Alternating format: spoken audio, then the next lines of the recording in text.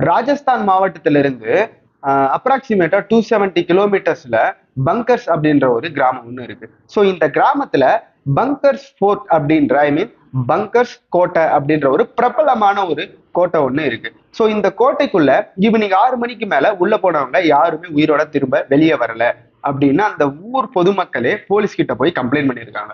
So போலீஸும் அந்த இடத்துல வந்து அந்த இடத்த செக் பண்ணி பார்த்திருக்காங்க.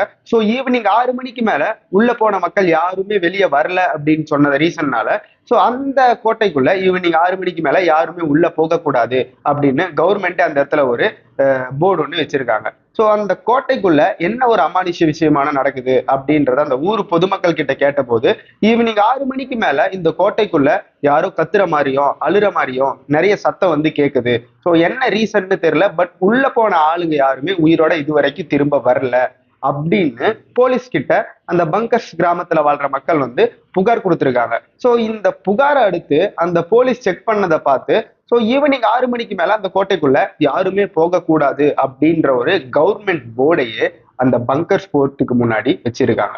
ஸோ இதுக்கு பின்னாடி இருக்கிற கதை என்ன அப்படின்னு நீங்க பாக்குறப்போ ஸோ இந்த கோட்டைக்குள்ள ரத்னாவதி அப்படின்ற ஒரு அழகான இளவரசி வந்து வாழ்ந்துட்டு வந்தாங்களாம். ஸோ அந்த இடத்துல ஒரு மிகப்பெரிய சூனியக்காரன் ஒருத்தன் வாழ்ந்துட்டு வந்திருக்கான். ஸோ அந்த அழகை பார்த்து மயங்கின சூனியக்காரன் அந்த ரத்னவதி அப்படின்ற இளவரசிய வந்து காதலிச்சிருக்கான். ஸோ இந்த சூனியக்காரன் என்ன பண்ணியிருக்கான், அந்த ரத்னவதி அப்படின்ற இளவரசி அடையிறதுக்காக ஸோ இவன் வந்து ஒரு வசிய மருந்து ஒண்ணு ரெடி பண்ணி இருந்திருக்கான். ஸோ அந்த வசிய மருந்தை ரெடி பண்ணிட்டு அந்த வசிய மருந்தை எடுத்துட்டு போயிட்டு இளவரசி கிட்ட கொடுத்துட்டு ஸோ இதை நீங்க தினமும் யூஸ் பண்ணணும் அப்படின்னு சொல்லியிருக்கான். ஸோ இவன் பண்ற விஷயத்த தெரிஞ்ச அந்த வேலைக்காரி என்ன பண்ணியிருக்காங்க, ஸோ அப்படியே போயிட்டு இளவரசி கிட்ட சொல்லியிருக்காங்க. ஸோ இளவரசியும் அதை என்ன பண்ணியிருக்காங்க, அந்த வாசனை திரவம் இல்லைங்களா, ஸோ அதை தூக்கி பாறை மேல போட்டிருக்காங்க. ஸோ அந்த பாறை மேல போட்ட உடனே அந்த பாட்டில் வந்து உடைஞ்சு அது உள்ள இருக்கிற அந்த திரவம் வந்து அந்த பாறை முழுசா பரவி அந்த பாறை உருண்டு போய் அந்த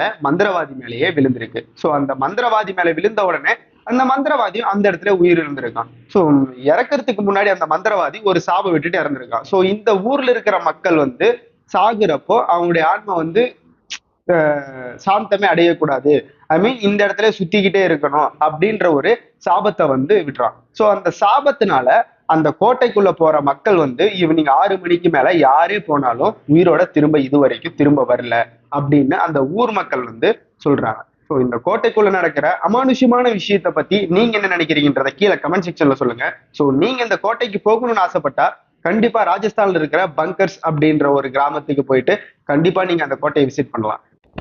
இந்த மிஸ்டீரியஸான கோட்டைக்குள்ள நீங்க போவீங்களா இல்லையான்றத கீழே கமெண்ட் செக்ஷன்ல சொல்லுங்க, நானும் தெரிஞ்சுக்கிறேன். ஸோ இந்த மாதிரியான பியூட்டிஃபுல்லான மிஸ்டீரியஸான பிளேஸை பத்தி தெரிஞ்சுக்கணும் அப்படின்னு நினைச்சீங்கன்னா நம்ம சேனலை சப்ஸ்கிரைப் பண்ணி வச்சுக்கோங்க. அடுத்த ஒரு பியூட்டிஃபுல்லான வீடியோல நான் உங்களை சந்திக்கிறேன். This is your Kalaivanan. Stay tuned, current with us. By.